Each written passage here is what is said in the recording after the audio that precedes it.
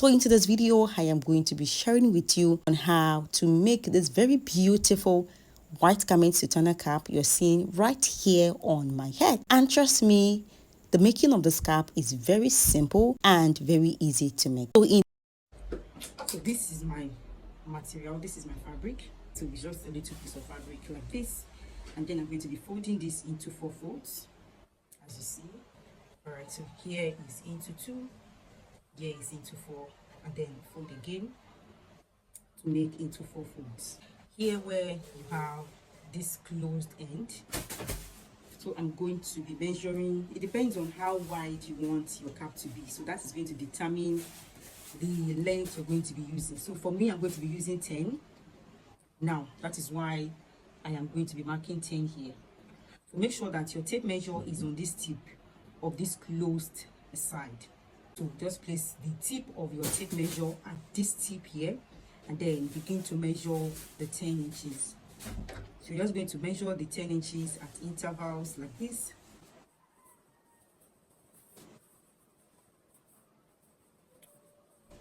So when you are done with that, the next thing is you're just going to be cutting this out.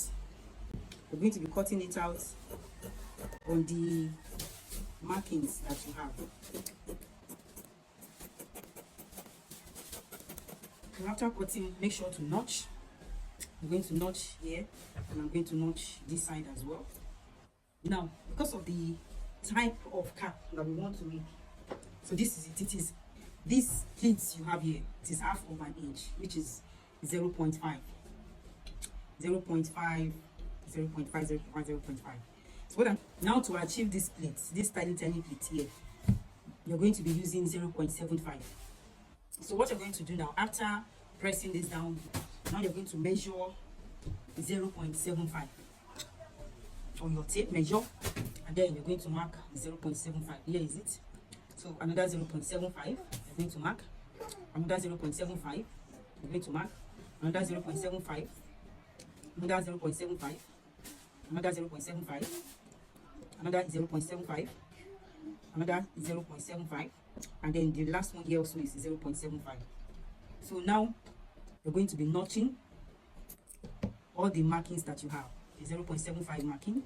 So you're going to notch the next one here as well. You're going to notch the next one here as well. So that is how we're going to notch everything.